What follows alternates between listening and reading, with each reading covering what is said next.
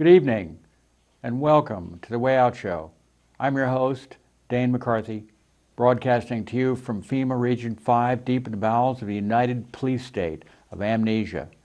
Today is March 26, 2015. I have a pretty long clip that I'd like to show you today, and it's about the Middle East for the most part, and it gives the opinions of four commentators, the host and his three guests. And I want you to look particularly or listen particularly to what the very youngest of those four guys has to say. This guy looks like he's about 15, but he's probably about 25 or 30. And it's very interesting because he has a very sharp, focused outlook, and he clearly, his understanding of the geopolitical situation is clearly far in advance and multi-layered. He sees through the layers of manipulation and illusion that's created for the mass, the public consumption, and he really tells it like it is every time he opens his mouth. So it's pretty fascinating stuff, and even though it is 24 minutes long, I think it's worth giving a look-see, and so I decided to put it on my show. This is from RT, Russia Today, which is becoming one of the biggest alternative news networks out there on television. And I think it's worth it to look at what RT has to say because it gives an unvarnished view of what's going on in the United States, which we don't get that much. And it's well produced, with Americans all doing their own shows, and no wonder it's growing by leaps and bounds and getting a larger and larger share of the market in the alternative news, which is where the action is really happening. The old mainstream or state-run propaganda news networks are dying. They're getting their viewership is declining every year, and they are scared. They're running scared. And shows like this, Crosstalk, are the reason why. So let's give it a look, and I'll get back to you in about 23 minutes. Barack Obama has been fighting ISIS for the last 6 months, spent about $2 billion on it, and now he wants some kind of authorization. This seems like deja vu all over again for me. The White House wants a war, Congress is willing to go along with it, and the media, well, they just parrot what both of the above say. What's the difference this time round? Well, there really is no substantive difference. That is to say that the United States is preparing to engage in yet another open-ended war with seemingly intangible objectives without a clear mandate as to what exactly victory is going to look like and when exactly this is going to come to an end. Of course, Obama's talked about a 3-year timetable conveniently into the first term of his successor. This is a sort of a policy that we see that stretches beyond individual administrations. There is a continuity of policy, and really the difference here is that the United States is engaging in what I would consider to be a regional destabilization. That is to say, they're claiming to be fighting ISIS while at the same time they're sending money, they're sending weapons to so-called moderate rebels. We have recent reports from the United Nations regarding the collaboration with al-Nusra Front, both by Israelis and others. We have reports of the training centers in Jordan, as well as the havens that they have in Turkey and Lebanon. So what you see then is that there is no specific war against ISIS, but rather a broader regional strategy that the United States is using. And quite frankly, this is not the first time that it's been done, nor is it really the only one that's happening at the moment, because we see something quite similar occurring in Libya. And the two, while they are linked, they are distinctly different. Okay, and I think that it is important to see let's talk about the regional aspect. aspect here. Okay, Stephen, what Eric just said here, this is a regional strategy, and it is kind of convenient. We all have to admit this. This goes into the next administration here, but significantly, there is no geographical limits here. So Obama and the next president, whoever that is, has a really open-ended a way to deal with whatever problems, whatever enemy they see out there. Don't you find that disturbing? Don't you find that worrying? Well, I do find it worrying. You know, the original authorization came in 2001 by Congress, which basically said that any president can use any means to defeat al-Qaeda or any elements or, you know, groups that are related to al-Qaeda. And that resolution will remain on the books regardless of whether Obama gets the one he's pushing for right now, which would authorize his work against ISIS. I think the problem is that if we really want to get control over foreign policy as regards the war in the Middle East, we really have to repeal that resolution of 2001. I think one of the real problems is that the presidency is such that Congress is unwilling to counter the president in his powers as far as foreign policy is concerned. And therefore, they don't really want to take a position on a lot of these issues. So they rather punt the issue and allow the president pretty much to do as he wishes. And I think that's a very dangerous situation for this country. It's very interesting. Jim, if I can go to you, I mean, the Republican Party, ever since Barack Obama entered the White House, has tried to derail everything possible that he wants to accomplish as president, except for this thing, except for authorization here. They seem to just completely cave here. And why is that the case? Why is there such a bipartisan approach to open-ended wars, particularly since the last 25 years, none of them have been successful? Well, if you recall, there was a lot of Republican opposition to the proposed bombing of Syria. There were 87 Republicans in the House who voted with Dennis Kucinich to try to block the illegal bombing of Libya. But in this case, with ISIS, with the videos that are coming out, with the beheadings, with the immolation of the Jordanian pilot, there is a very strong impulse across the political spectrum to want to do something about it. And I think at this point, you're looking at a Republican Party that is somewhat divided. You see some Republicans who are looking at the authorization of force resolution that the White House has drafted, and they say that it is too expansive. Particularly, you see some of the more libertarian-minded Republicans in Congress saying that. But you also have a lot of Republicans who say, particularly John McCain, who say that it's too restrictive, that it's not permissive enough, and that the president on this issue should be given more of a blank check. Okay. So it'll be very interesting to see at the same Republicans who are suing over the executive amnesty, which I agree is overstepping the president's bounds, want to give the president more leeway in an area that clearly, under the Constitution, is Congress's role. You know, it's interesting, Eric, if I can go to you, it doesn't really matter what Congress does. It doesn't matter what it votes, what it thinks, whatever John McCain thinks. God forbid anyone take him seriously. Obama's just going to do whatever he wants anyway, because he's been doing it anyway.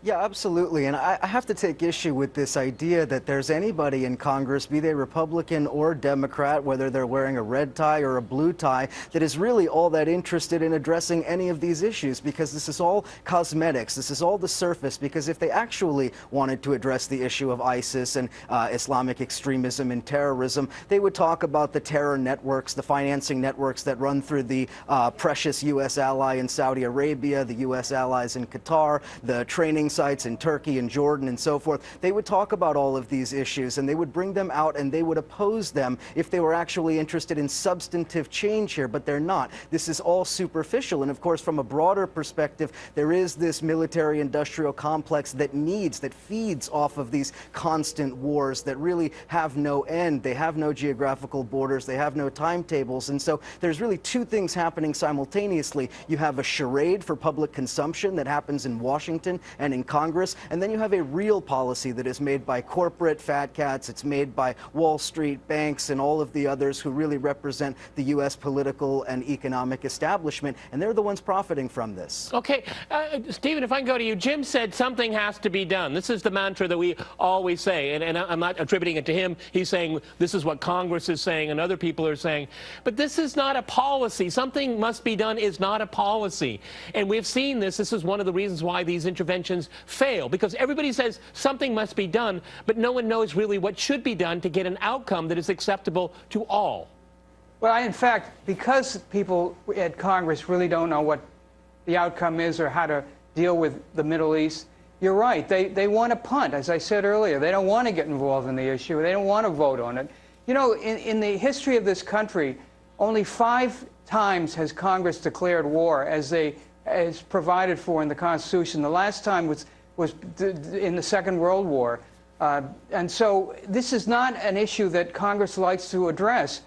The U.S. has intervened liberally in Latin America over 50, 60, maybe almost 80 times in the last 150 years. And there's never been any congressional action except to endorse it and pass a resolution here or there.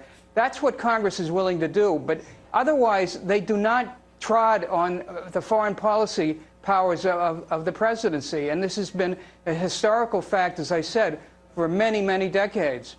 Okay, Jim, I mean, is foreign policy now just completely adrift from Congress and the American people? Because the American people, poll after poll, have said that the American people would like to see the United States take a more neutral position in the Middle East, not an interventionist one, but it doesn't translate into policy. Why? Well, I think the first thing is that it is very difficult just institutionally and in our media culture for individual members of Congress to be seen as being on the same level or on the same plane as the president. We've become a very president-focused, presidentially obsessed political culture. You see that when there are responses to the State of the Union address. Whoever's assigned to respond to the State of the Union address normally gets bad reviews because it's very difficult to be seen as an equal to the president.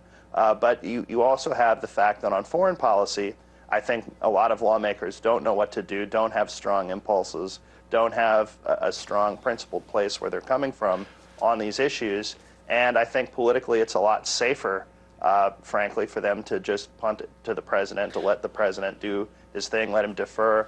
And so here you have, we're debating an authorization of force for a military campaign that's actually already underway. Okay, Eric, you know, I'll accept what Jim had to say there about, you know, this presidential culture. But what happens, like we have now with Barack Obama, an empty suit of someone that has no interest in foreign policy whatsoever. And when he does talk about foreign policy, it's pretty obvious he doesn't know much about foreign policy. That's absolutely right, and I think more to the point is not only does he not know about foreign policy, the policies that have been enacted by the Obama administration have directly led to many of the problems that we see today. Take, for example, Libya. Deposing Gaddafi and destroying that country led weapons to be funneled to Al-Qaeda in the Islamic Maghreb in the Sahel region. It led weapons to be funneled into Chad, which have led to the rise of Boko Haram. And so you see the entire continent of Africa being consumed by a terrorist surge that can be directly traced to Obama's policies vis-a-vis Libya. The same is true with ISIS as it pertains to Iraq. Now, certainly, Obama was not the one who initiated the war in Iraq, but Obama wanted to extend the war. Let us remember that Obama has tried to take credit for leaving Iraq when, in fact, it was Prime Minister Maliki who essentially refused to allow the United States to stay there. And so Obama really, in many ways, has continued a policy that is not specific to an administration. Okay, Eric, I have to jump in here. Eric, I'm sorry, we're going to have to go to a short break, and after a short break, we'll continue our discussion on interventionism. Stay with RT.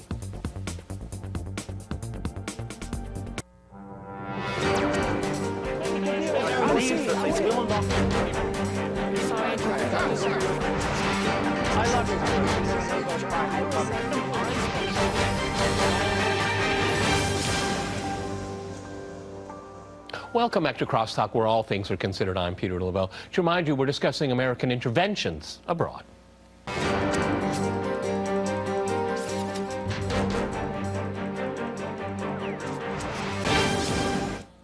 Okay, Stephen, I want to go back to you in New York. I asked a provocative question of Eric in New York. He answered, and you wanted to jump in. This is your opportunity. Please do. Well, I think it's a little unfair to criticize Obama blanketly for his supposed failed foreign policy.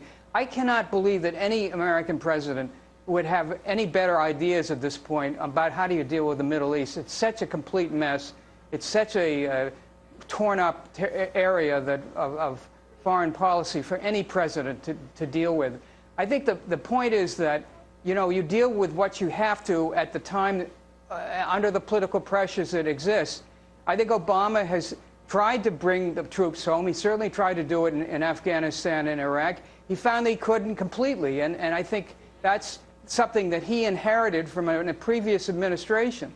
We're dealing with issues that he never himself initiated. I think he's trying desperately to decrease the U.S. involvement abroad. And I think one of the reasons he's doing that, of course, is that he doesn't want to send troops into the Middle East. Even these authorizations are quite clearly aimed at limiting that, and Congress has no desire to put boots on the ground as we talk about it. So I think, you know, Obama is dealing with a bad hand. He's trying to do the best he can. I don't know. And I don't think anybody really knows how to do better. That's kind of nice, but I think, let me go to Jim in Washington. You can't have it both ways. The United States wants to have hegemony in the Middle East, but then you can't say at the same time, we don't have much control. I mean, that's ridiculous, okay? You have to make a decision. I think over the last 25 years, interventions in the Middle East have been a failure, and they've gotten worse and worse. And there should be a learning curve here. I don't care who's in the White House. There should be good policy coming out of the White House based on experience, based on precedent. Jim in Washington. Well, I think, first off, I think a major institutional problem that you begin to have when you have a Democratic president is that once you have a Democratic president, what little of an anti-war movement exists in the United States shrinks and becomes less active, because a lot of the anti-war sentiment comes from the left and is sort of weakened once they have someone with whom they're more friendly in the White House. Secondly, I think the biggest thing, and really the only thing Obama learned from some of the failures under the Bush administration, was that it's politically unpopular to use boots on the ground, that it's politically unpopular to have troops and casualties to troops. But he still wants to do a lot of the same things and have a lot of the same kinds of interventions. So what the difference between Iraq and Libya was no boots on the ground, but it was still destabilizing. It still ended up being regime change, and it still ended up unleashing forces that were worse than the forces that we went in to counteract originally. Okay, Eric, you know, I mean, if you think of Iraq here, okay, and think of Libya, think of Syria. I mean, before all these interventions, chronologically, there was no Al-Qaeda, there was no ISIS, but when you have an intervention, then you get them, okay? I mean, now it's in Libya. Now we're going to have to go into Libya again, okay, to destroy the country. I mean, bounce to rubble again, and now you have ISIS there. I mean, again, where is the learning curve here? And, you know, and also, you know, where is the progressive left in America talking about these things? Well, there's a couple of points I would need to address there. As far as the left and the anti-war movement, this is a mirage, because we, here in the United States, as somebody who's been active in the anti-war movement, I can tell you it is almost completely monopolized by foundation funding, by powerful benefactors, wealthy benefactors, Soros and the like, MoveOn.org, and many of these other organizations. And as soon as a Democrat comes into the White House, those disappear. The anti-war movement collapses because it has no real grassroots grounding as far as the mainstream movement. Now, as to this question of a learning curve, look, the reality is that the policy coincides with the effects. They have a perfect understanding of what would happen in Libya with a power vacuum in Gaddafi. They understood perfectly what was going to happen when they started arming the so-called moderate rebels, who, as soon as they get their weapons, just turn them over to ISIS or become ISIS themselves or ally with al-Nusra Front or whatever. It is the creation of chaos. It is regional destabilization, chaos for the purposes of managing that chaos and preventing any independent policies from emerging. And we have plenty of examples that we could point to in Libya as well as in Syria. There was supposed to be an Iran-Iraq-Syria pipeline that was scrapped once the Syrian civil war emerged. And why do you think the United States, Israel, and all of the interested parties want to continue fomenting that war? It is for regional hegemony, and it is for dominance, and it is to maintain what is undoubtedly an imperial position that the U.S. is losing in the region. Maintain it with force, because they cannot compete economically with some of the other emerging powers. Okay, Stephen, you just heard Eric there. Do you want to reply to any part of it? Well, I think this idea of regional hegemony is probably less important now that the oil issue is less important to the U.S. Good point. We don't really need as much oil as we did originally from the Middle East. But I will say another thing. You know, the U.S. is in this awkward position. It's the most powerful country on the planet. Everybody always goes to the U.S. to cure problems abroad, whether they like them or not. That's the position the U.S. seems to find itself in. So there's a kind of drumbeat in this country to always have the U.S. Maybe the word is policeman of the world. I hate that phrase, but in fact that's the position we seem to be caught in again and again. I think there is this feeling that somehow the U.S. has to act. If the U.S. doesn't act, we're as heavily criticized as if we do act. And I think this is a dilemma that every American president, whether they're aggressive or not aggressive, finds himself in, or maybe herself in, if the 2016 turns out to be a Hillary election. But that is a central issue that I find myself finding very difficult to deal with. I find it very problematic if I go to Jim, because this again goes back to American exceptionalism and how you may understand it. I think it's awful for America, awful for American foreign policy. It's awful for the world, by the way, as well. Jim, you know, when I look in the Middle East, let's think of the powers there. Turkey has a large military. Egypt has a large military. Saudi Arabia has a really modern, nice, shiny one too. There's plenty of militaries in the Middle East, but no, it's American military. It's American troops. It's American money. America needs to wake up and say, we can't figure out your problems. You have to start figuring out your own problems on your own. And I bet you it'd be very bloody, it'll be very harsh, but then you could start getting some kind of meaningful outcome. As long as the United States is there like a hammer looking at nails all over the place, we're not going to find any kind of stabilization in that region. Well, I think you also have to look at it.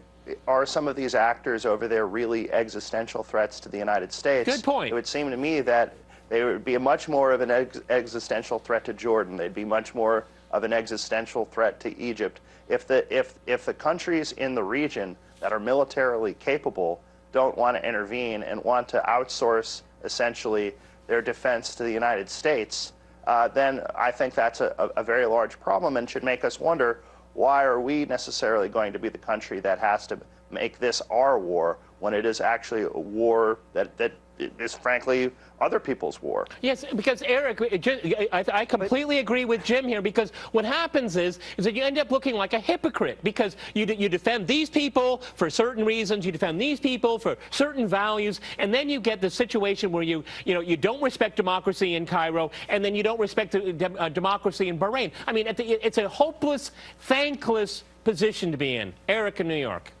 Indeed, but again, the notion that the United States is over there fighting wars in order to solve the internal problems of these countries, I think is misguided. The United States is there to maintain control, and it's not about being able to extract oil. The United States is not exactly interested in all of the oil fields in Syria or Iraq and elsewhere. It is about controlling economic and political development. It is about preventing independent leadership, regional cooperation, and so forth from emerging. You have alliances in the region, Hezbollah, Syria, Iran, and others that are forming and that are strong, in the United States and Israel and its other allies want to break those. And of course, the idea that Saudi Arabia is somehow going to be involved in some kind of problem solving in the region when it is one of the central reasons why those problems exist is utterly ludicrous. And so I think that oftentimes conversations about U.S. foreign policy are really dancing around the main point, and that is that the U.S. wants to spread this chaos for the purposes of managing it. That is part of the hegemony, and hegemony is not pure colonial exploitation. Hegemony is about power, and power can be manifested in many ways, as we all know. Okay, Stephen, again, you want to reply to what Eric said? I would disagree with that characterization. What profits does the U.S. have going around creating chaos around the world? That only comes back to bite the U.S. in the end. I think the U.S. would much prefer to be out of the Middle East. I was against the invasion of Iraq in the first place. And I don't think, and as we know, Obama himself was against that invasion. So we got dragged into by a previous administration into a series of kind of battles that I think more moderate, more reasonable administration might have avoided in the first place. So I think we're talking about something that we have to deal with as it is. And one of the reasons why we're trying to create settlements in Geneva or with Syria and try to settle with Iran over the nuclear issue in talks which are ongoing right now, is we are trying the diplomatic route, even as if we're trying to defeat ISIS at the same time. And we shouldn't forget that there are these diplomatic initiatives ongoing. Some of them are not doing so well, and some of them may be doing some good. But at least that we're attempting to do that. And trying to be, all right, let me jump in here. Eric, you were disagreeing. Immense criticism. I'm going to give you the last 40 seconds on the program. Eric, go. Because, look, quite frankly, the United States needs the chaos in order to justify military expansion. Look at all of the drone bases, all of the small facilities, AFRICOM, all throughout Africa. What are the two main reasons that the United States justifies it? Al-Qaeda in the Islamic Maghreb, Boko Haram, both of them being results of the U.S. war in Libya. The same is true in the Middle East. The U.S. is able to continue to justify military hardware and a regional strategy because there is ISIS, because there is al-Nusra, because there is all of these groups. So the notion that chaos somehow doesn't benefit the United States, I think, is an inversion of reality. Okay, on that point, gentlemen, we've run out of time. Many thanks to my guests in Washington and in New York, and thanks to our viewers for watching us here at RT. See you next time, and remember, crosstalk rules. All right. Well, that was a very interesting, almost a half an hour, very lively discussion about the role of the United States of America in the Middle East. And what is it all about? And the young guy, I think, was pretty much slapping those other guys around, even though he was clearly very young. He has a website, something about no imperialism, and I'll have to check that out. Or anyway, it's fascinating that there are perspectives, there are people who are doing the research and really getting a broad-minded view of the long-term goals of the United States and its allies in the Middle East, and that they're not playing this game that they've been playing in the Middle East for 100 years by the seat of their pants. Why would they be doing that? No, these people don't go to the finest schools in the world, the colleges. They don't have the finest teachers. They don't write books. They don't give lectures. They don't basically spend their entire lives learning about this for no reason and to fly by the seat of their pants. No, we're underestimating our leaders. We're underestimating their advisors. We're underestimating the military and the neocons and the neolibs. They have a very definite plan. And it is absolutely essential that Americans, as so many other people around the world, understand that the goal of the United States is not to spread democracy, and never has been, to these various dictatorships. This is a cover story, and a very thin one. It's a game, a shadow game, a game of smoke and mirrors that is being pulled on the American people, on the people of the world who are too gullible and not diligent enough in their research to find out the truth, and the wool is being pulled over their eyes, and trillions of dollars are being spent, not for you and me, not to keep us safe from terrorism, not to spread democracy, not to keep another 9/11 from happening, for none of those reasons. But the grand game of the multinational corporations, the globalist puppet masters at the very top of the pyramid, who want to destroy national sovereignty, want to destroy the United States of America as a viable entity in the long run. This is the long view, and these people are thinking in the long view. And the more we understand what is going on in the world, the more the news, the day-to-day events begin to fall into place, the true motives become clear. And because so much of what happens, it seems inexplicable. And you had these two other commentators, and they seem puzzled, they seem confused, they're disheartened, they're discouraged, because they're trying to use logic to understand why the United States, for instance, and its allies would continue to do the same thing over and over in the Middle East and lose, according to their definition of winning and losing. And it just makes no sense to them. And this young whippersnapper comes in and straightens them out over and over and over again for almost half an hour in a very matter-of-fact way. And I hope that this young man is the face of the future in true journalism. He does his research. He has a handle on the history of this. This is the historical agenda, the narrative that is repeated over and over again, going back probably centuries, in which the gullible people are led along by the nose, and they are robbed, they are killed, they are poisoned, they are led astray, they're led down the garden path, and those at the top assume that the people do not understand their real motives, and they use their very cleverly orchestrated games that they run on the people to get them to go along with their own particular agenda, which has nothing to do with the interests of the people that the leadership are supposed to be representing. And so we have to always keep this in mind. And virtually every major event must be looked at with a discerning eye and a clear mind, and the questions must be asked, the tough questions, the questions about, are we being told the truth? Because not necessarily. We always have to think of that first, not necessarily.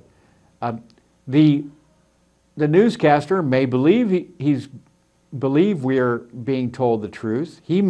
All he's doing is reading from a script that is handed to him, and it's basically on these big operations, they have the TV monitor with the script that rolls down, and they basically just read the script. And you can see this over and over and over on mainstream television, and even in the local news, because even the local news is now being, the television news and the radio is scripted, and you see these very funny clips that are cut together in one long string of local news stations around the world, in which the exact same words are used to describe a particular event over and over and over with very tiny variations. And this is clear scripting.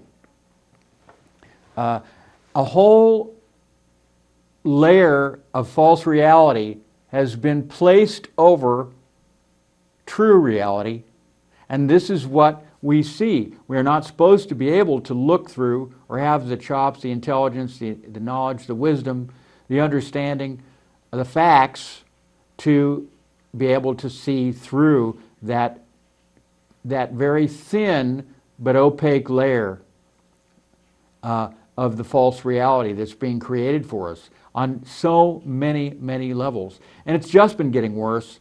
I can remember back in the 90s when media, the big media, had not consolidated so much. And I can remember commentators talking about it and shaking their heads. They said, what's going to happen in the future? We're having these huge mergers. And they're saying, used to be a large number of independent broadcasters. Then they get bought up by the big boys. Big boys get bigger. They get bigger. They get bigger. And other people would... So what is going to happen? We have to worry about the content of the news that we'll be getting, because it's essentially coming from one source more and more. And other people would say, oh, don't worry about it. They have promised not to change the local flavor, the individualistic flavor of the small guy, the little guy who just got swallowed by the big fish. And don't worry about it, no problem. And so people go, okay, we won't worry about it. Well, but then the time passes, see. Years go by, 2 years, 4 years, 8 years, 10 years. And then all of a sudden you realize, wait a minute, that is happening. That is what's happening. We're seeing it. We're seeing that they sneaked up on us, and they are running the game on us in a more intense and more varied way from different directions. Not just because these big companies like Sony, just giant multinational media companies, movies, radio, television, music industry, on and on and on, and they learn over time how to control the message cleverly so people don't necessarily understand or see what is happening to them, but we're being engineered. And it's happening at a younger and younger age. We're being manipulated. We're being told what we think we are coming up with ourselves. In other words, we think we're coming up with our own ideas, our own opinions, our own point of view, but in reality, those particular points of view have been drilled into us almost from infancy. And we're going to, if things go on the way they have been going, then it's going to get more intense and more intense. And the people, is it any wonder, you must say, you have to say, is it any wonder that people in America and many other countries now in the world are trying to escape reality completely by going into more addictive illegal drugs? I was just hearing about a county in Indiana that is now has this huge spike in HIV. It's a rural county in southern Indiana, and they have a problem with an epidemic of intravenous drug use, illegal drug use. And somebody came in with HIV, and they're sharing needles. They don't have a needle sharing program. And so all of a sudden, the spike in the positive testing for HIV is spiking. Usually it's about 5 a year in that county. It went up to almost 80 a year. And this is getting, this is a major spike. And you have to wonder how many people in these counties are doing this intravenous drug use. So they have all these drugs du jour that are popular for a while. When the heroin gets harder to find, they find an artificial opiate and they crumble it up and they shoot it into their veins. And then when they get more opium, they go back to that. And so we're seeing this all over the place. But my take on it is that once you are aware, once you are realizing that they're running you, and that's what they want you to do. Who is selling you those drugs ultimately? Is it some guy down the street? No, he got them from somebody else, a larger dealer in another city. And who did the larger dealer get his drugs from?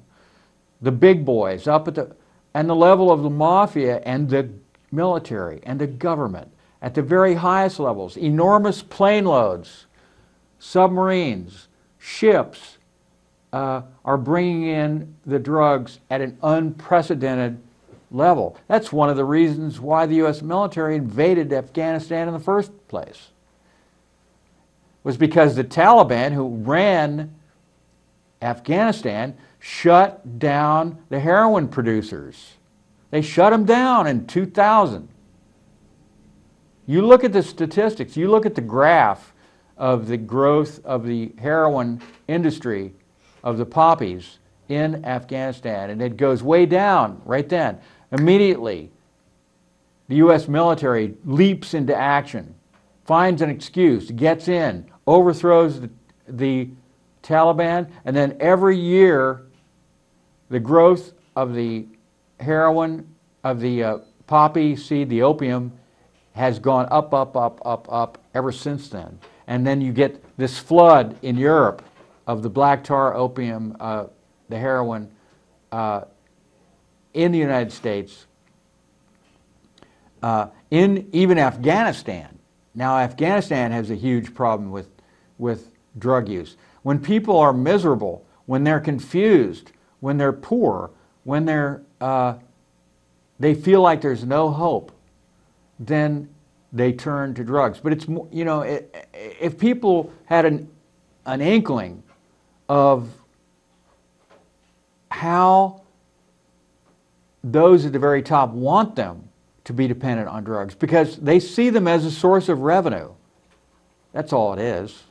That's much what it is. It also keeps people from protesting. If you're having a heroin trip, you're not going to be out there with a sign protesting or trying to overthrow your government.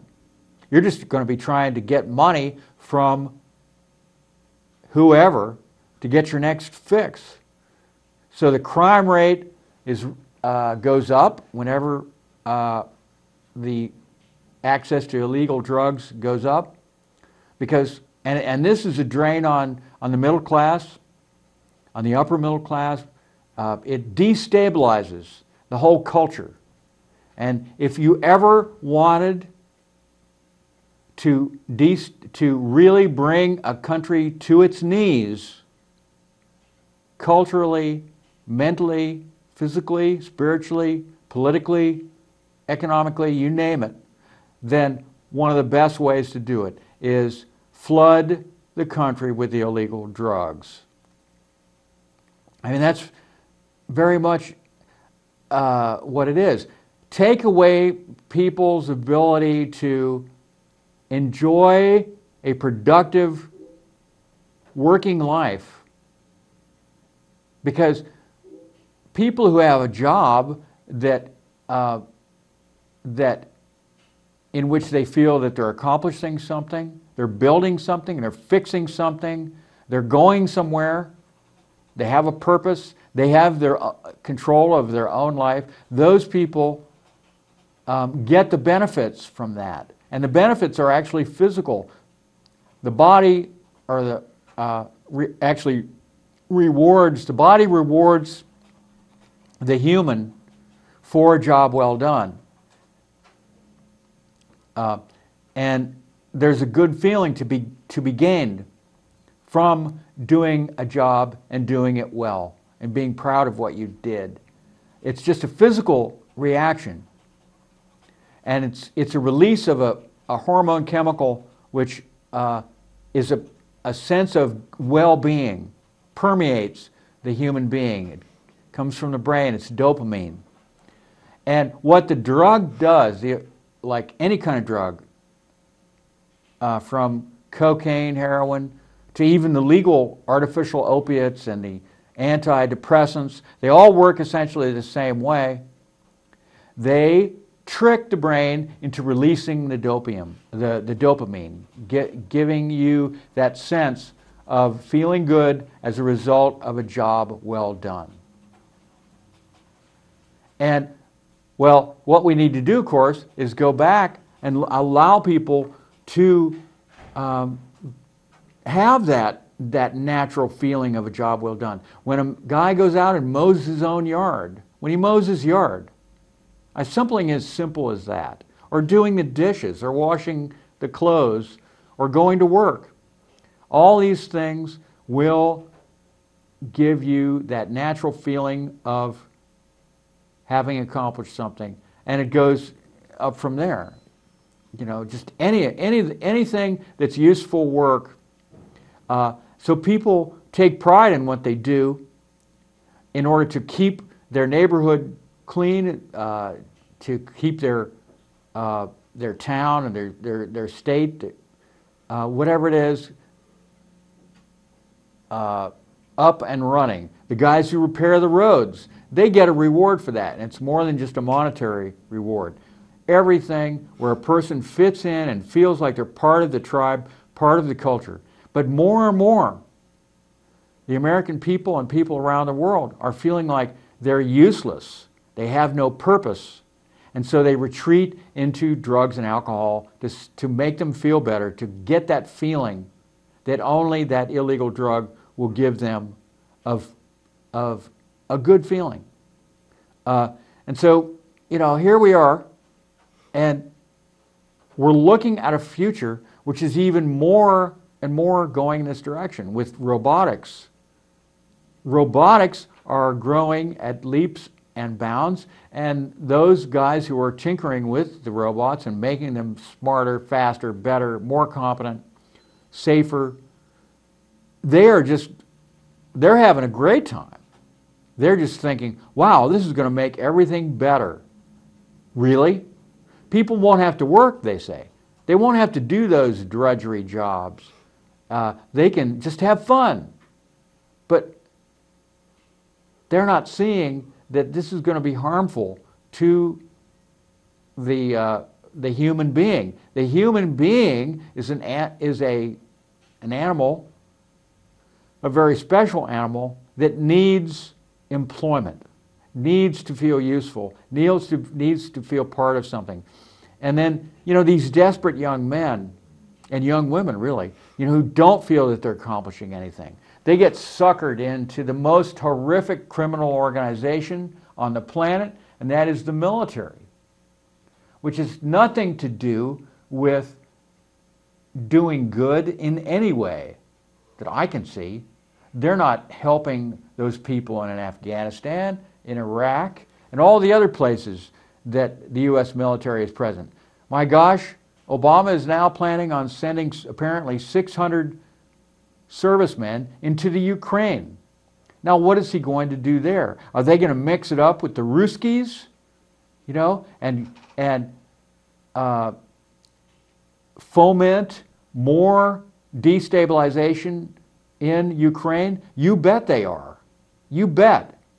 You can bet on it. That's why they're going in there. They're going to keep that war going as long as they can, that proxy war between the United States and Russia. And it's all the geopolitical game. It's the grand game of risk, my friends, for global domination.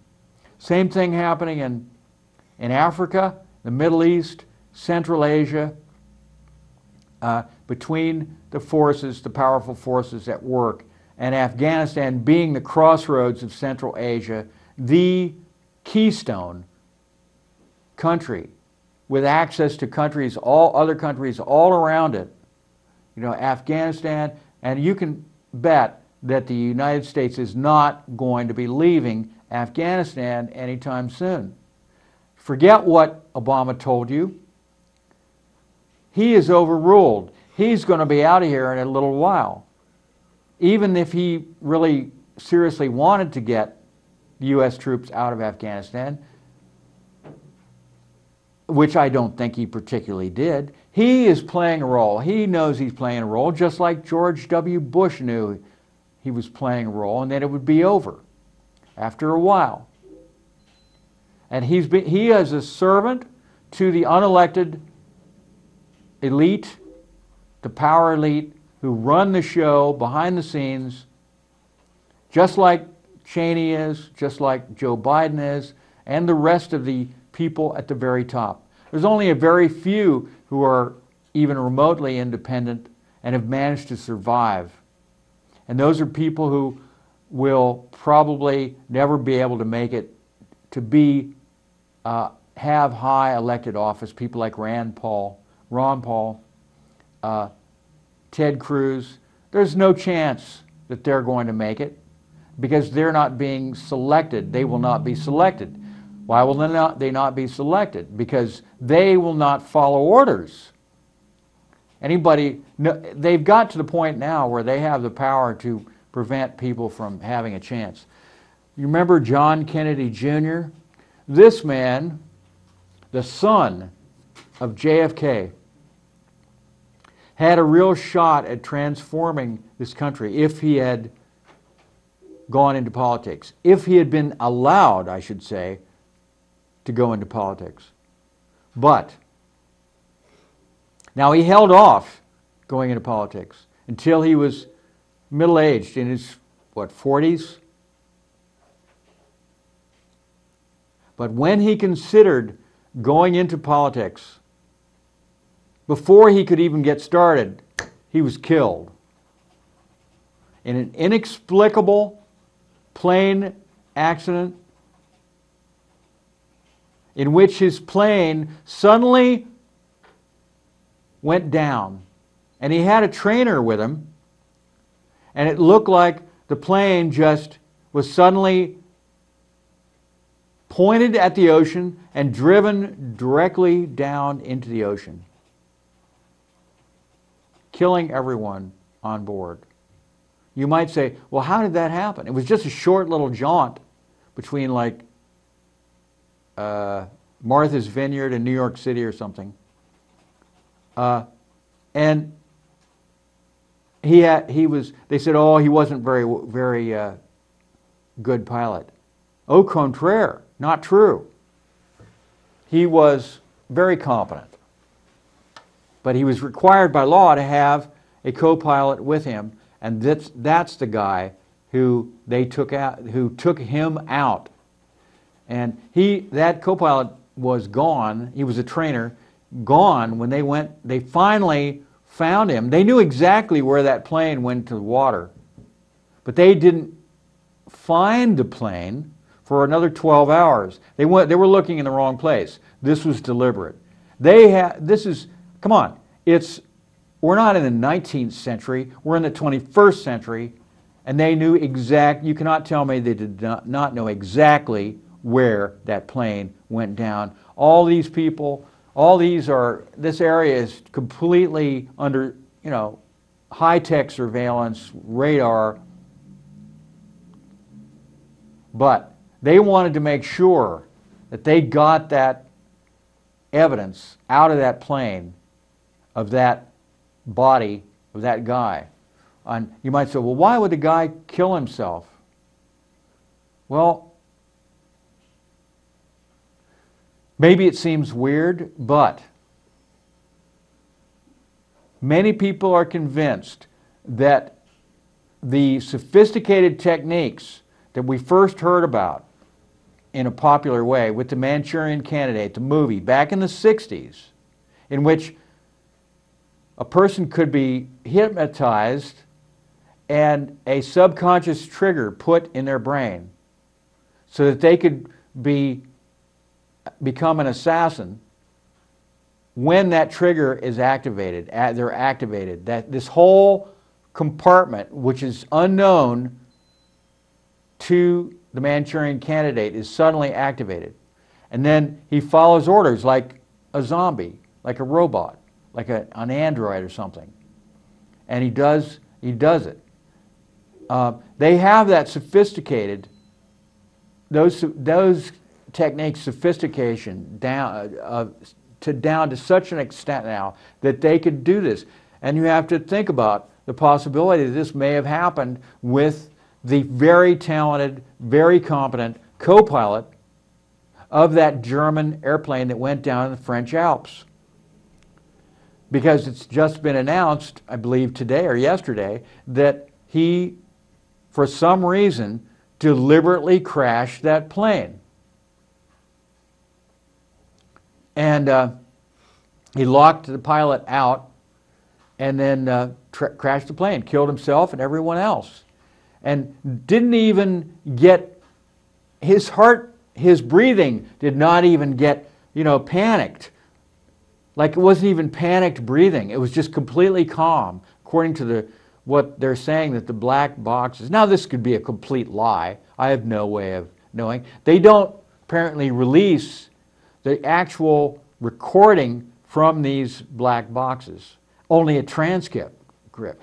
And that is to protect the pilots? That's what they said. The pilot's privacy or something? Come on. Are you kidding? So we don't know if they're really lying or not because all we get is a written transcript of what the black box actually said? How crazy is that?